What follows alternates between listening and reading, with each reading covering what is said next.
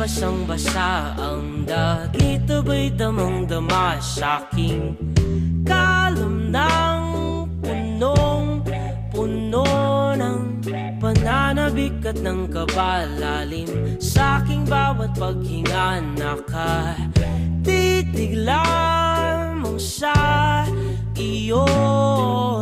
Naglakad ka ng dahan-dahan sa pasilyo tungo sa altar ng simbahan.